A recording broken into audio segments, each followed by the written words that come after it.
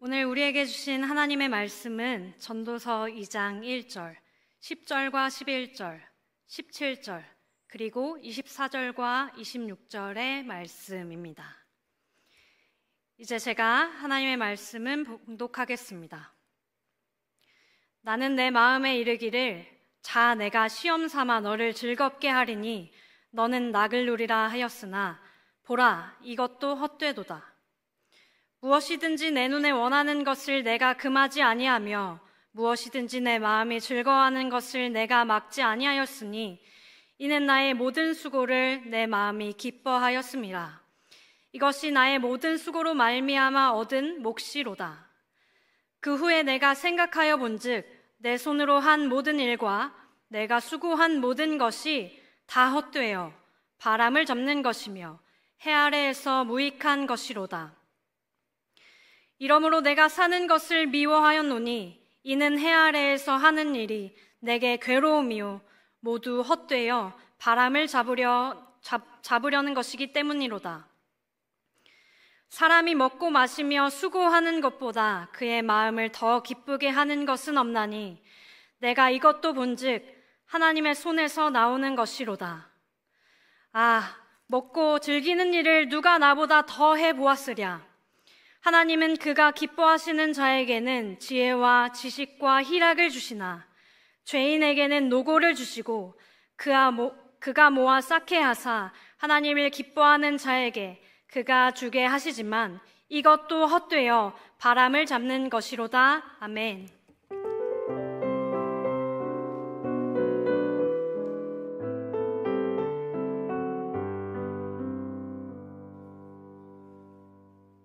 사랑하는 청년 여러분 반갑습니다. 여러분은 청년기를 보내고 있는데요. 청년기는 어느 때냐면 살아온 날들보다 살아갈 날들이 훨씬 많은 게 청년입니다. 노년은 살아온 날들이 훨씬 많고 살아갈 날들이 별로 없는 인생이 노년인데요. 그래서 노년은요, 살아온 날들, 과거 얘기를 많이 해요. 근데 여러분 같은 경우는 미래 얘기를 많이 할 겁니다. 왜냐하면 살아온 날들은 얼마 안 되거든요. 그리고 앞으로 살아갈 날들이 훨씬 더 많기 때문에 여러분들이 모여서 하는 이야기는 과거 이야기보다는 미래 얘기가 굉장히 많을 겁니다. 청년은 어떤 사람이냐면 살아온 날들보다 살아갈 날들이 훨씬 많은 사람들을 청년이라고 합니다. 오늘 전도서 봉독을 들으면서 좀 어떠셨습니까? 되게 좀 우울하다 그런 느낌을 받았나요? 전도서는 어떤 책이냐면 다 살아본 사람이 말씀하는 책이 전도서예요.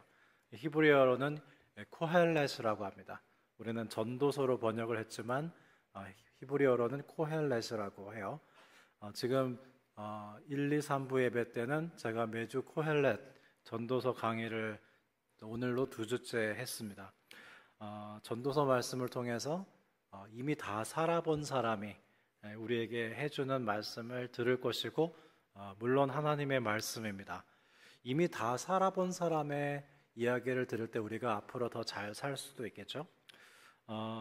여러분은 지금까지 살아오면서 그토록 바라고 원했던 일이 이루어진 다음 이상하게도 허무함을 느꼈던 적 있습니까? 아주 소소하게도 느낄 수 있어요. 저는 언젠가 아내와 함께 코다리 냉면을 먹으러 간 적이 있었는데요. 냉면을 먹으러 갈 때 너무 설렜습니다. 와, 진짜 맛있겠다. 기대된다. 이게 얼마 만에 먹는 코다리 냉면일까? 그리고 냉면을 먹으러 가기 전에 설레임과 기쁨이 있었고 냉면집에 도착해서 냉면을 먹을 땐 먹느라고 정신없었고 먹고 난 다음에 허탈했어요. 뭐야, 지난번이 더 맛있었던 것 같은데. 그래서 여러분, 우리는 3가지 시간을 항상 보내요. 어떤 사건이 있기 전, 그리고 사건이 벌어지는 그 당시의 시간, 그 다음에 사건 이후 3가지 시간을 보내는데요. 의외로 제일 처음 그 전 시간이 가장 좋은 경우가 많습니다. 여러분도 한번 보세요. 그런 경우가 많이 있어요. 오늘은 조금 무게 있는 비중으로 볼 텐데요. 우리가 뭔가 정말 바라고 원하는 것들이 이루어졌을 때 이상하게 그걸로 완전히 만족이 안 되고요. 오히려 허무할 때가 있습니다. 여러분, 원하는 학교에 입학했을 때 어땠어요? 기뻤어요? 며칠 못 가죠. 또 삼청은 졸업 후에 모두가 선망하는 내가 들어가기 원했던 직장에 취업을 했을 때 기뻤습니까? 며칠 가던가요? 또는 너무 좋아하는 이성과 내가 연애를 하게 됐을 때 처음 며칠은 좋아요. 근데 우리가 정말 바라고 원하는 일들이 이루어졌을 때 그게 계속 좋지만은 않습니다. 시간이 흐를수록 또 다른 요구가 생겨나고 어떨 땐 더 허무해질 수도 있어요. 분명 간절히 바라던 그 일이 이루어지기만 한다면 더 바랄 것도 없이 행복해질 거라고 확신했는데 정작 원하는 것을 얻은 직후에는 이상하게도 만족보다는 이게 전부인 거야? 더 특별한 거 없을까? 그렇게 허탈함이나 허무함을 느낄 때가 많아요. 왜냐하면 우리가 얻은 것보다 더 큰 존재이기 때문에 그렇습니다. 한국인으로서 동아시아 최초로 로마 교황청 대법원인 로타 로마나의 변호사가 되신 한동일 박사님이라는 분이 있어요.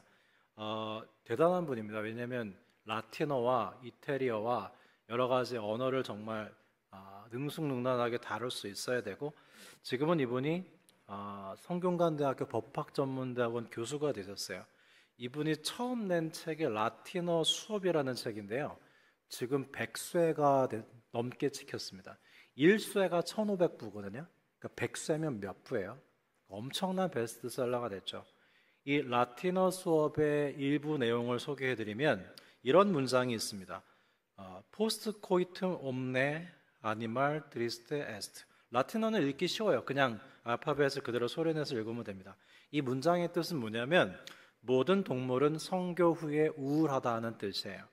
즉 모든 동물은 암컷과 수컷이 새끼를 낳기 위해서 교접을 하는데 그 후에 대단히 우울하다는 겁니다. 왜 이런 문장을 소개하는 거지? 대단히 유명한 문장이기 때문이에요. 이 문장은 그리스 출신의 의사이자 철학자인 갈레노스 글라우디스의 명문장으로 일컬어지는 문장인데요. 법의학이나 종교학에 자주 인용되곤 하는 문장입니다. 구체적인 의미는 인간은 간절히 바라고 원했던 순간이 지나가면 무엇인가 더 큰 걸 놓쳤다는 허무감을 느낀다는 뜻입니다. 여러분 실제로 기도와 응답받을 때도 그래요. 내가 하나님께 기도하고 응답받았을 때 기쁘고 감사하죠. 근데 조금 시간이 지나면 허전합니다. 그것으로 만족이 안 돼요. 왠지 알아요? 우리가 응답받은 것보다 우리 영혼이 더 큰 존재이기 때문에 그래요. 어린아이에게 장난감을 사주면 한 일주일 재밌게 갖고 놀다가 그냥 내동댕이 쳐버립니다. 곧 실증이 나요. 왜죠? 그 아이가 장난감보다 더 큰 존재이기 때문에요. 따라서 우리는 하나님께 여러 가지 필요와 자잘한 소원을 응답받는 것으로 만족이 되는 존재가 아닙니다. 하나님 자체를 응답받을 때 하나님으로 인해서 충만히 만족할 수 있는 게 우리예요. 그리고 사실은 하나님께서는 기도하는 내내 하나님 당신을 응답해 주십니다. 우리는 하나님이 주시는 것에만 관심 있고 하나님 자체에는 관심이 없을 때도 있는데 괜찮아요. 그렇게 시작하세요. 근데 점점 우리는 하나님 자체로 만족하게 될 거예요. 하나님이 주시는 것도 물론 필요하죠. 근데 우리의 필요가 채워지는 것으로 우리는 완전히 만족할 수 없습니다. 우리는 그런 존재예요. 따라서 우리는 인생을 살아가면서 아무리 크고 작은 성취를 한다고 할지라도 필연적으로 때때로 허무함을 직면할 수밖에 없습니다. 이 전도에서에서 가장 많이 자주 등장하는 38번이나 등장하는 게 바로 허무라는 뜻이에요. 헤벨이라고 합니다. 히브리어로. 그럼에도 불구하고 이 허무함이 전도서의 말씀은 허무함이 종점이 아니에요. 허무함을 통해서 우리로 하여금 더 하나님을 갈망하게 하는 것이 전도서가 말씀하는 허무의 목적입니다. 여러분 뭔가 지금 내가 이루었는데 그걸로 인해서 허무한 사람들 있습니까? 그렇다면 전도서를 읽을 준비가 된 거예요. 지난주에 1, 2, 3부 예배 때는 전도서 1장 말씀을 나눴는데 전도서 1장 말씀이 어떤 말씀인지 간단히 요약해 줄게요. 여러분 하나님이 어떤 분이죠? 여러 가지 하나님은 사랑이시고 공이시고 친절하신 분이시고 여러 가지 있겠지만 아주 간단하게 말해서 하나님은 그 이상인 분입니다. 내가 알고 있고 내가 만나고 있고 내가 믿고 있는 그 이상이신 분이 바로 하나님이세요. 따라서 우리가 하나님을 믿고 따를 때 우리는 그 이상의 삶을 살게 돼요. 근데 만일 우리가 하나님과 관계없는 삶을 살거나 하나님과 멀어지면 우리는 점점 그 이하의 삶을 살게 되고 곧 인생의 허물을 경험하게 될 겁니다. 전도서 1장은 어떤 내용이냐면 하나님과 관계없이 그 이하의 삶을 살면서 허무함을 느끼는 인생들을 하나님과 함께하는 그 이상의 삶으로 초대하는 내용이 전도서 1장입니다. 그럼 오늘 2장 말씀은 어떤 내용일까요? 전도서 2장은 코헬렛의 참회록이라고 할 수 있어요. 코헬렛이란 무슨 뜻이냐면 지혜자가 사람들을 막 불러내가지고 그들에게 지혜를 알려주는 사람을 코헬렛이라고 합니다. 오늘 전도서 2장이 뭐라고요? 코헬렛이 참회록을 썼어요. 쉽게 말해서 코헬렛의 반성문입니다. 그러면 코헬렛은 무엇을 반성하고 있을까요? 그는 인생의 허물을 극복하기 위해서 자신이 추구했던 모든 일들에 대해서 반성하고 있어요. 여러분은 인생이 허무할 때 어떻게 극복하려고 합니까? 조금 매운 떡볶이를 먹으면서 극복하려고 하나요? 네? 치맥으로 맥은 빼고 치킨으로 허물을 극복하려고 합니까? 어떻게든 우린 나름대로 허물을 극복하려는 방법들이 있을 거예요. 근데 코헬렛은 그 허물을 극복하려고 자신이 사용했던 방법이 참 반성이 됐던 모양입니다. 코헬렛이 인생의 허무로부터 벗어나기 위해서 첫 번째로 추구했던 것은 바로 웃음이었는데요. 황수관 박사라는 분이 여성들이 남성들보다 오래 산다고 그래요. 왜냐하면 여성들이 남성들보다 더 많이 웃는답니다. 그만큼 웃음은 우리 건강에도 좋고 남보기에도 좋은 것임에 틀림이 없지만 오늘 본문에서 말하는 웃음은 진정한 기쁨이 아니고요. 인위적인 웃음, 누군가를 비웃는 웃음, 인생의 진지함을 망각한 웃음을 의미해요. 가만 보면 사람들은 해피엔딩을 좋아하고 새드엔딩을 좋아하지 않습니다. 여러분도 그렇지 않아요?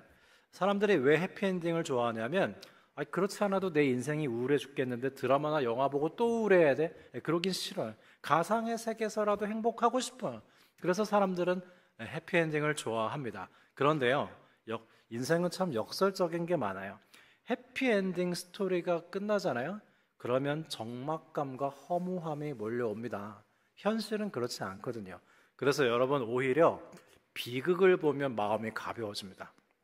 전 언젠가 명동극장에서 지인이 표를 줘서 적도 아래의 맥베스라는 참 잘 알지도 못했던 연극을 봤어요. 누가 그냥 표를 줘서 봤어요. 근데 일제강점기에 일본에 끌려간 한국인이 일본 군인이 돼서 다른 나라로 가서 포로가 되는 굉장히 우울한 내용이었는데요. 그 비극을 보고요, 마음이 가벼워지더라고요. 그럼 벤허라는 영화 아십니까? 원작을 보는 게 좋은데요. 너무 길어서 막 중간에 막 영화가 쉬는 시간이 있어.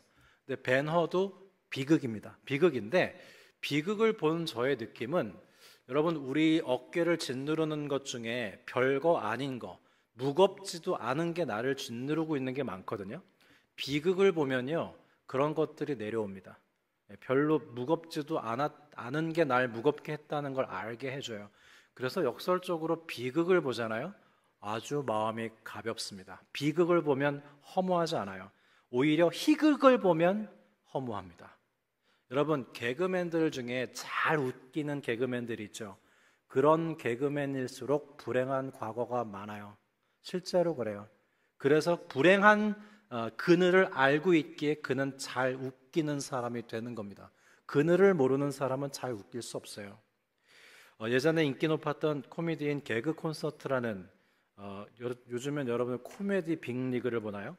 그런 것들은 볼 땐 너무 재밌어요. 끝나고 나면 허무함이 밀려옵니다. 왠지 아세요? 우리의 현실은 그렇지 않거든요. 그래서 코헬렛은 맹목적으로 웃음 자체를 추구하는 것을 미친 것이라고 하고 아무 소용이 없다고 말합니다. 그 다음으로 코헬렛은 웃음을 통해서 허무함을 벗어나려는 시도가 미친 짓이고 소용없다는 걸 알아서 그 다음엔 술을 마셔보기로 합니다. 여러분 파격이라는 말이 있어요. 파격이란 말 그대로 격식을 깨뜨리는 건데요. 근데 파격이 있기 위해서는 먼저 격식이 있어야 돼요. 격이란 어떤 일정한 형태이고 틀이고 자연스러움입니다. 우리 인생에 격이라는 자연스러움이 많은 가운데 간혹 파격이 있을 때 신선함도 얻고 활력소도 얻는 것이지, 격보다 파격이 많으면 인생이 무너져요. 수년 전에 영국의 락그룹인 퀸이라는 락그룹의 리드 보컬 프레드 머큐리의 인생을 그린 보헤미안 랩소디라는 영화가 상영된 적이 있습니다. 여러분 혹시 알고 있는지 모르겠어요. 삼청은 알까요? 프레드 머큐리는 천재적인 작곡가요, 가수였습니다. 근데 제가 보기엔 그 사람의 삶과 음악이 조화되고 아주 진솔한 사람이었다고 생각해요. 이중인격자는 아니었습니다. 적어도 삶 따로 음악 따로이진 않았어요. 그의 음악과 삶이 일치했습니다. 그러나 그의 일생은 격보다는 파격적인 요소가 많았습니다. 결국 게이로 살면서 에이즈에 걸려서 단명하고 마는데요. 그의 음악은 일반적인 음악도 있었지만 파격적인 음악도 많았어요. 그래서 금지곡도 여러 곡 있었습니다. 그래서 퀸의 음악을 가만히 들어보면 되게 좋은데 빠져들면 현실과 괴리감이 느껴져요. 그의 음악은 마치 가끔 소량으로 마시면 건강에 좋지만 취해서 살면 정신이 혼미해지는 술과 같다는 생각을 해본 적이 있습니다. 때때로 우리 인생의 무미건조함에 그러한 신선함은 활력을 주지만 인생 대부분이 파격으로 이루어질 수는 없겠죠. 그래서 코헬렛은 인생의 즐거움을 위해 격보다는 파격을 추구하는 술로도 인생의 허무함을 벗어날 수 없다는 결론에 다다릅니다. 그래서 이 코헬렛은 세 번째로 워크홀릭이 돼서 일에 몰두해서 재물을 모아보기로 해요. 4절과 5절 오늘 본문 말씀을 보면 나의 사업을 크게 하였노라. 내가 나를 위하여 집들을 짓고 포도원을 일구며 여러 동산과 과원을 만들고 그 가운데에 각종 과목을 심었으며 은금과 왕들이 소유한 보배와 여러 지방의 보배를 너를 위해 쌓고 그랬는데요. 여러분 우리가 돈을 벌 때 자유인 같아요? 돈을 쓸 때 자유인 같아요? 여러분 알바 많이 하죠? 알바할 때 자유인 같아요? 그렇진 않죠. 근데 알바해가지고 모은 돈 가지고 내가 쓰고 싶을 때 쓸 때, 사고 싶은 거 살 때 우리는 자유인 같아 보입니다. 사람은 돈을 쓰고 소비할 때 실제로 자유를 느낀다고 그래요. 그런데 사람은 돈을 쓰며 자유를 누리기 위해서 어떻게 해야 돼요? 돈을 벌어야 돼요. 또 노예처럼 돈을 벌어야 됩니다. 그 결과 자유인이 되기 위해서 또 노예가 되는 악순환의 고리에 사로잡히게 되죠. 코헬렛은 사업을 벌이고 재물을 모아도 허무에서 벗어나지 못한다는 것을 발견하고 그 다음엔 처첩을 많이 두어보기로 합니다. 실제로 솔로몬 왕은 700명의 왕비와 300명의 후궁을 두었는데요. 단지 성적인 유희를 위해서 그런 게 아니라 그가 정치적으로 외교적인 목적으로 많은 정략 결혼을 했기 때문에 700명의 왕비와 300명의 후궁을 둘 수 있었습니다. 그런데 여러분 너무 많은 건요 없는 거예요. 홍수가 나면 마실 물이 없는 겁니다. 홍수가 나서 물이 많지만 역설적으로 마실 물은 없어요. 마찬가지로 아내가 1000명이면 아내가 없는 겁니다. 여러분 코헬렛이 인생의 허물을 벗어나기 위해서 지금 취하는 방법들을 보세요. 웃음을 추구했어요. 술을 마셨어요. 사업을 했어요. 물질을 모았어요. 사랑 없는 성을 했습니다. 근데 점점 흐름을 보면 좋지 않은 방향으로 흘러가요. 성 이냐시오의 영신수련의 영분별 원칙을 보면 우리가 어떤 위로를 받을 때 여러분 우리가 위로가 필요하잖아요. 근데 아무 위로나 받으면 안 됩니다. 내가 어떤 위로를 받았는데 그 위로가 우리로 하여금 좋음에서 더 좋음으로 good to better로 인도한다면 그건 하나님께서 주시는 위로라고 생각해도 좋아요. 받아 누려도 됩니다. 그러나 어떤 위로가 나로 하여금 나쁨에서 더 나쁨으로 bad to worse로 인도한다면 그건 악한 영역에서 주는 위안이라고 분별하고 받아들이지 말아야 됩니다. 그런데 코헬렛이 인생의 허무로부터 벗어나기 위해 추구한 위로는 그로 하여금 나쁨에서 더 나쁨으로 bad to worse로 향하게 하고 있죠. 그 결과 인생의 허무함을 벗어나기는커녕 코헬렛은 더 큰 허무에 빠지고 말았습니다. 언젠가 우리 교회 청년부 수련회 때 제가 주광사로 섬긴 적이 있었는데요. 수련회 집회 후에 질의응답을 받았을 때 어떤 청년이 저한테 질문을 했어요. 목사님, 결혼 전에 스킨십 어디까지 해야 돼요? 갑자기 여러분의 눈이 반짝이고 있네요. 그래서 당황스러웠지만 선문답 같은 질문에 저도 선문답 같은 답변을 했습니다. 스킨십은 말이야 나를 위해서 하는 게 아니야. 상대방을 섬기는 거다. 스킨십을 나의 만족을 위해 하지 말거라. 딱 거기까지만 얘기했어요. 지금 코엘렛이 가장 많이 하고 있는 말이 뭔지 아십니까? 바로 나예요, 나. 3절에 내 육신, 4절에 나의 사업, 9절에 내 지혜, 10절에 내 눈. 코엘렛이 웃음과 술과 일과 물질로 사랑 없는 성으로도 인생의 허물을 벗어날 수 없었던 근본적인 이유는 모두 자기 자신만을 위한 이기적인 것이었기 때문입니다. 여러분, 하나님이 우리를 어떻게 지으셨냐면 우리가 하나님을 사랑하고 이웃을 사랑할 때 가장 행복하고 자유로운 존재를 만드셨어요. 하나님을 사랑하고 이웃을 사랑하는 게 뭐예요? 십계명입니다. 성경의 요약이에요. 그게 우리를 하나님이 그렇게 만드신 형상이에요. 여러분, 실험해 보세요. 하나님을 사랑하고 이웃을 사랑할 때 자유로워요. 가장 행복합니다. 우리를 그렇게 만드셨기 때문이에요. 근데 코헬렛은 지금 허물을 벗어나기 위해서 그가 추구했던 웃음과 술과 일과 물질과 성에 하나님 사랑도 없고 이웃 사랑도 없고 오로지 자기 사랑과 이기주의밖에 없기에 그의 허물은 더할 수밖에 없었던 것이죠. 코헬렛은 인생의 허물을 벗어나기 위해서 감각적인 쾌락을 추구해봤지만 다 소용이 없음을 알고 이제 다른 생각을 하기 시작하는데요. 그는 지혜와 어리석음을 비교합니다.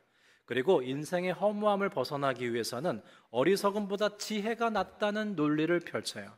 맞잖아요? 여러분, 실제로 공부를 많이 한 사람들이 공부를 많이 하지 못한 사람들보다 더 수명이 길다는 통계가 있습니다. 단순히 공부한 사람이 우월하다는 게 아니고요, 특징상 그렇다는 거예요. 왠지 아세요? 공부한 사람들은 자기 자신을 돌아볼 줄 아는 능력이 자라나요. 그래서 어떤 사건이 발생했을 때 그냥 지나가지 않아요. 내가 이 사건을 통해서 어떻게 말하고 행동했는지를 돌아보게 되고요, 시행착오를 통해서 실수를 줄이고요, 잘못을 반복하지 않으면서 삶을 정리시켜 나가는 것이 인생을 공부한 사람들의 삶의 궤적입니다. 반면 공부를 하지 않은 사람들은 자신을 돌아볼 줄 아는 반추 능력이 없기 때문에 잘못을 반복하고 실수를 반복해요. 그래서 삶이 정리가 안 되고 피폐해져 가는 거죠. 결과적으로 공부를 한 사람들이 삶을 보다 지속적으로 영위한다는 연구 결과가 있습니다. 결과적으로 공부를 한 사람이 공부를 많이 못한 사람보다 더 잘 산다는 것인데, 코엘렛은 그 또한 헛되다는 결론에 다다랐어요. 왜냐하면 둘 다 죽으니까요. 2장 14절입니다. 지혜자는 그의 눈이 그의 머릿속에 있고 우매자는 어둠 속에 다니지만 그들 모두가 당하는 일이 모두 같으리라는 것을 나도 깨달아 알았도다. 16절 하반절, 오호라 지혜자의 죽음이 우매자의 죽음과 일반이로다. 여러분, 왜 이런 말이 있습니다. 인생의 속도가 있는데요, 20대는 20km 속도로 인생이 지나가고 30대는 30km의 속도로 인생이 지나간대요. 그래요? 1, 2, 3층 느껴보세요. 진짜 그런 것 같아요. 40대는요 40km의 속도로 인생이 지나가고요, 50대는 50km로 지나갑니다. 내가 50대거든요. 20대인 줄 알았죠. 진짜 일주일이 얼마나 빨리 지나가는지 몰라요. 60대는 60km로 인생이 지나가고요, 70대는 70km로, 80대는 80km로, 우리 교회 90대도 있는데 90대는 90km로, 정말 나이가 들면 나이가 들수록 인생은 정말 빨리 지나갑니다. 여러분, 앞으로의 인생을 이렇게 전도서를 통해서 예상해 보시기 바래요. 더 예상해 보실까요? 지금 나이가 40 넘으면요, 여러분 지금 다 이쁜데 40이 넘으면 외모의 평준화가 일어납니다. 왜냐하면 대사량이 떨어져요. 살이 잘 찌고요, 살이 잘 안 빠져요. 40이 되면. 여러분 지금 좀 뚱뚱해도 괜찮아요. 금방 살 뺄 수 있어요. 치킨 몇 날 안 먹으면 돼. 운동 조금만 하면 금방 체중 조절할 수 있어요. 그 젊을 때가 얼마나 좋아요. 근데 40이 넘으면 그게 불가능합니다.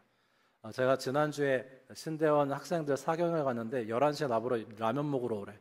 야, 내 나이 때 라면 먹으면 아침에 못 일어나. 여러분은 라면 2개 먹어도 일어날 수 있어요.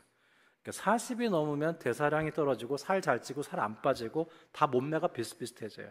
그래서 우리 여성 성도님들은 화장은 열심히 해. 근데 동글동글한 게 다 감자같이 비슷해. 예쁜 감자입니다. 진짜 그래요. 큰 차이 없어요. 그런가 하면 50이 넘으면 어떻게 되는지 알아요? 지식의 평준화가 일어나요. 왜 지식의 평준화가 일어나? 왜냐하면 다 깜빡깜빡해. 대화 중에 이런 대화를 합니다. 그게 뭐더라? 야, 생각이 안 나 갑자기. 그 친구 이름 뭐지? 이런 대화가 빈번해요. 그래서 상대방이 그런 말 해도 긍휼히 여겨줍니다. 왜냐면 나도 그러니까. 점심시간에 점심 씻으러 갈 때 어디 뭐 먹으러 가자. 근데 그 집 이름이 생각이 안 나. 그래도 그냥 갑니다. 식당 이름이 이리오너란데 날 좀 보소로 가자. 이렇게 얘기합니다. 여러분 잘 모르실지 모르는데 한경직 목사님이라는 분이 있어요. 우리 한국교회에 굉장히 중요한 역사적인 인물이신데 훌륭한 목사님이신데 이분이 미국의 명문 프리스톤 신학교에 가서 공부를 하고 오셨어요. 학위를 하고 오셨는데 영어 잘하셨습니다. 근데 만년에 이분이 건강 때문에 남한산성에서 사셨거든요. 나이가 들고 나서 이분이 영어 다 잊어먹었습니다. 이게 지식의 평준화예요. 나만 잊어버리는 게 아니에요. 서로 잊어버립니다. 여러분 이제 앞으로 여러분에게 다가올 일들이에요. 또한 60이 넘으면 물질의 평준화가 일어나요. 아버님, 어머님 떠올려 보세요. 은퇴하고 수입은 늘지 않아요. 연금 받아 살아도 물가는 올라요. 남아있는 재산 점점 줄어들 수밖에 없어요. 그래서 부자고 가난하고 다 비슷비슷해져요. 똑같이 물질이 줄어듭니다. 70이 넘으면요 건강의 평준화가 일어나요. 여기저기 아픈 분들이 많아요. 관절 교체 수술하고요, 고관절 수술하고요. 저는 장내 많이 하는데요. 화장하잖아요. 화장하고 뼈밖에 안 났는데 까만 게 탄 게 있어요. 그게 뭐냐면 관절. 그런 게 보여요. 80이 넘으면 목숨의 평준화가 일어납니다. 살아있기는 한데 몸에 이곳저곳이 이미 죽었어요. 우리는 단번에 목숨이 끊어져서 죽는다고 생각하지만 몽테뉴는 이렇게 얘기했습니다. 사람은 노화 과정에서 이미 4분의 3이 죽은 거래요. 육체적으로 죽는 순간 나머지 4분의 1이 죽는 것일 뿐. 샘물 호스피스 갔다 오신 분들 있죠? 환우들은요 이미 4분의 3이 죽어 있는 거예요. 언젠가 병원에서 의사 선생님이 80이 넘은 분을 진찰하시는 것을 제가 옆에서 보게 된 일이 있었는데요. 의사 선생님이 양심정이어갖고 이렇게 진단을 하는 걸 봤어요. 어르신, 수술하셔도 안 좋아져요. 그러니까 수술하지 마세요. 그냥 불편하게 사세요.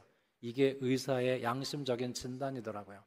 수술해도 나아질 게 없다니까요. 80 넘으면. 그냥 불편해도 그렇게 사시는 거예요. 80년을 썼는데 이게 멀쩡하겠어요? 멀쩡하지 않은 게 당연하지. 여러분 우리 인생이 앞으로 그렇습니다. 그래서 코엘렛이 허무하다고 하는 거예요. 그러면 여러분은 청년기인데 곧 다가올 이런 허무들을 어떻게 대처해야 될까요? 우리도 나름 고민 많잖아요. 우리도 청년으로서 나름 허무한 건 많다고요. 어떻게 살아야 될까요? 영성과 헨리 나우엔이 이런 얘기를 했습니다. 우리가 살 수 있는 시간은 현재밖에 없어요. 청년이든 노년이든 똑같아. 우리가 살 수 있는 시간은 지금 현재밖에 없습니다. 근데 우리는 어떻게 사는지 알아요? 과거를 후회하면서 오늘을 제대로 못 살아요. 누군가 나를 힘들게 했던 과거의 그 사람을 오늘도 미워하면서 오늘 현재를 집중을 못해. 그리고 사람은 미지의 것에 두려움을 느낍니다. 여러분 미래가 두렵죠. 내가 취업할 수 있을까? 내가 결혼할 수 있을까? 내가 가정을 꾸릴 수 있을까? 나를 사랑해주는 사람이 나타날까? 우리 미래에 두려움이 많아요. 미래를 두려워하면서 오늘 하루를 온전히 못 살아요. 우리는 사실 오늘을 살 때 과거에 뺏기고 미래에 뺏기면서 오늘을 잘 못 사는 게 현대인들의 삶입니다. 그래서 헨리 나우엔이 기도해야 된다는 거예요. 기도가 뭔데요? 과거에 후회가 됐던 것들, 그거 하나님께 기도로 맡겨요. 모든 것을 합력하여 선을 이루시는 하나님의 경륜에 맡겨요. 내가 실수하고 잘못한 거 하나님의 경륜 안에서 합력하여 선을 이루어 주십시오. 그리고 과거를 하나님께 맡기고 과거에 매달리지 않고 현재를 살게 되고 앞으로 다가올 미래 어찌 될지 모르지만 하나님께 맡겨요. 과거도 미래도 하나님께 맡기고 오늘 현재를 100% 살아내는 것이 가장 잘 사는 것이고 그게 바로 허무로부터 벗어나는 방법입니다. 그걸 코헬렛이 얘기하는 거예요. 여러분 메멘토 모리와 까르페 디엠이라는 라틴어 아십니까? 어느 수도원에 수도사들이 걱정이 없이 평안한 얼굴로 살고 있었습니다. 그 비결이 뭡니까? 그랬더니 항상 죽음을 생각하고 산다는 거예요. 죽음을 기억한다는 거예요. 그게 메멘토 모리입니다. 죽음을 생각하면 어떻게 되는데 현재에 집중해서 현재를 더 잘 살게 돼. 메멘토 모리 없이 까르페 디엠 없어요. 메멘토 모리와 까르페 디엠은 항상 같이 갑니다. 오늘 본문 전도서 2장은 두 가지 까르페 디엠에 대해서 말씀하는데요. 하나는 지혜자나 어리석은 자는 결국 다 죽어요. 그걸 기억하고 오늘 현재를 온전히 살라는 것이 까르페 디엠입니다. 또 한 가지는 인생의 모든 행복은 우리가 노력해서 얻는 게 아니고요. 결국 하나님께서 선물로 주시는 거예요. 여러분, 오늘 하루를 얻는데 내가 노력한 거 있어요? 오늘 하루 해가 뜨고 이렇게 화창한 가을 하늘을 볼 수 있도록 내가 노력한 거 없어요. 하나님이 선물로 주신 겁니다. 그래서 인간의 노력이 아니라 하나님의 선물로 오늘 하루를 받는 거예요. 그게 까르페 디엠입니다. 오늘 2장 마지막 24절에서 26절이 두 번째 차원의 까르페 디엠이에요. 사람이 먹고 마시며 수고하는 것보다 그의 마음을 더 기쁘게 하는 것은 없나니 내가 이것도 본즉 하나님의 손에서 나오는 것이로다. 하나님이 선물로 주셔야 받는 것이로다. 먹고 즐기는 일을 누가 나보다 더 해보았으랴. 하나님은 그가 기뻐하시는 자에게는 지혜와 지식과 희락을 주시나 죄인에게는 노고를 주시고 그가 모아 쌓게 하사 하나님을 기뻐하는 자에게 그가 주게 하시지만 이것도 헛되어 바람을 잡는 것이로다. 여러분, 인생을 살다 보면 참 재밌습니다. A가 돈을 벌었죠. A가 다 못 써요. A가 돈을 벌었는데 B가 써요. 그런 일이 많아요. 하나님께서 그렇게 역사하신다는 거예요. 그래서 여러분, 내가 누리는 건 다 내가 노력한 거 아닐 때가 있습니다. 여러분, 혹시 네잎 클로버를 좋아하시나요? 네잎 클로버의 꽃말은 행운이죠. 우린 행운을 너무 좋아해요. 럭키하다 너무 좋아하죠. 근데 흔하디 흔한 세잎 클로버의 꽃말은 뭔지 아십니까? 세잎 클로버의 꽃말은 행복이에요. 무슨 뜻이에요? 우리는 행운을 원하지만 하나님은 우리에게 날마다 행복을 선물해 주시고 계신다는 뜻입니다. 코헬렛은 우리로 하여금 요행으로 주어지는 행운이 아니라 하나님께서 매일매일 선물해 주시는 현재의 행복에 집중하다 보면 우리는 허무에서 나올 수 있다는 것입니다. 여러분, 허무하십니까? 허무할 필요 없어요. 대박을 누리지 마세요. 매일 하나님이 선물로 주시는 행복을 누리세요. 그러면 우리는 허무함에서 나오게 될 겁니다. 영성가 존 포엘에게 베티라는 청년이 상담을 받으러 왔어요. 상담을 하다가 알게 된 사실은 이 24살의 여자 청년이 백혈병 말기로 시한부 인생을 살고 있다는 걸 알았습니다. 존 포엘은 자매에게 물었어요. 베티, 앞날이 창창한 24살의 청춘에게 곧 죽을 날이 다가온다는 것은 무엇을 의미하죠? 그러자 이 젊고 아리따운 베티는 말했어요. 이해하기 어렵겠지만 사실 저는 요즘이 가장 행복하답니다. 앞으로의 시간이 많이 남아있다고 생각했을 때는 그 모든 것을 내일로 연기하고 다음으로 연기하곤 했죠. 내년에는 반드시 여름에 핀 장미꽃 향기를 맡을 여유를 가질 거야 하고 말이죠. 그러나 지금 저에게는 남아있는 시간이 별로 없기 때문에 바로 오늘 꽃향기를 맡고 오늘 초여름 햇살을 만끽한답니다. 제가 앓고 있는 질병 때문에 척추에 아픈 주사를 맞곤 하는데 그 고통스러운 순간에 남자친구가 제 손을 잡아주죠. 그때 저는 제 척추 안에 들어오는 주사바늘보다 제 손을 잡아주는 남자친구의 손을 더 많이 느낍니다. 이것이 까르페 디엠이고 허무로부터 나오는 삶의 방식인 거예요.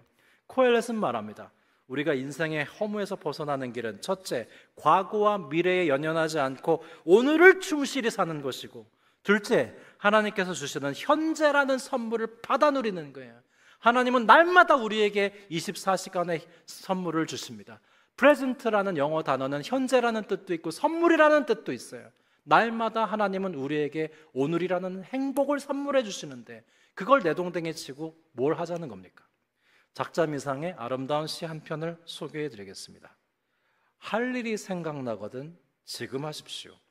오늘 하늘은 밝지만 내일은 구름이 낄지 모릅니다.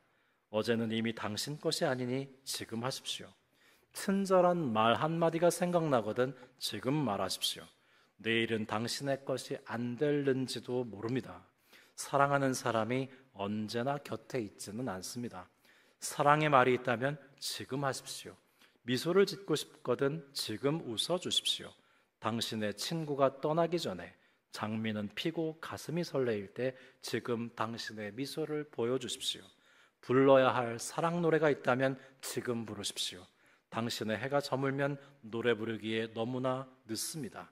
당신의 사랑의 노래를 지금 부르십시오. 사랑하는 청년 여러분, 여러분은 살아온 날들보다 앞으로 살아갈 날들이 훨씬 많습니다.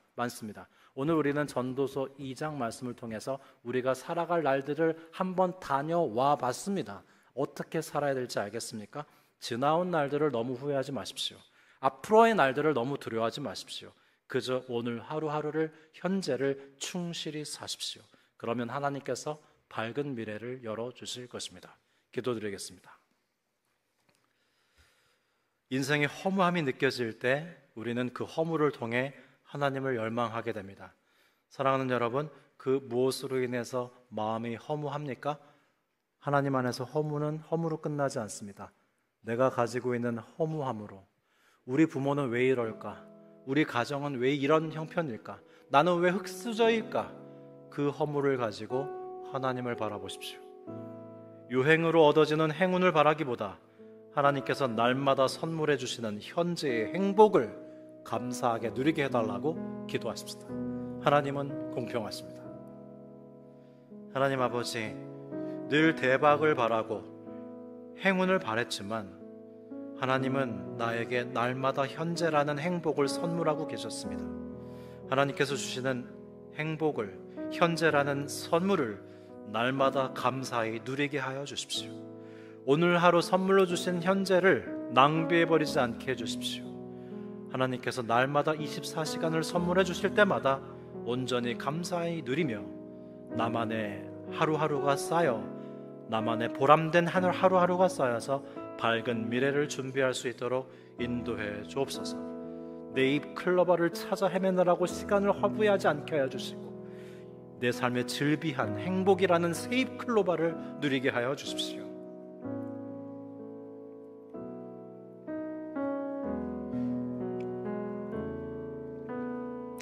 이 시간 또 구체적으로 기도드리겠습니다. 여러분, 후회되는 과거가 있습니까?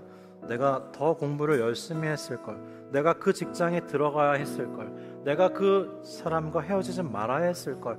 후회되는 과거를 하나님의 경륜에 맡기는 기도를 드리겠습니다. 하나님, 제가 실수했고 제가 하지 말아야 될 걸 했고 제가 열심히 못한 부분이 있어요. 그래서 제가 지금 이렇게 힘든가 봐요. 그러나 그 과거 일 어떻게 할 겁니까? 하나님의 경륜에 맡기는 기도를 하십시오. 모든 것을 합력하여 선을 이루시는 주님, 제가 잘못 보낸 과거를 주님께 봉헌해 드리오니 아름답게 하여 주십시오.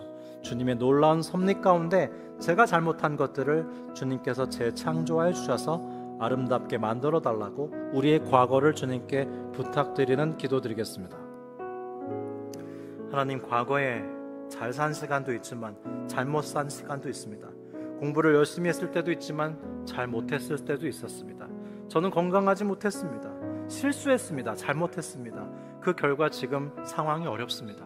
그러나 그 과거를 하나님께 봉헌해 드리오니 전능하신 하나님께서 모든 것을 합력하여 선을 이루어 주셔서 제가 실수하고 잘못했던 모든 것들도 선하게 바꾸어 주십시오.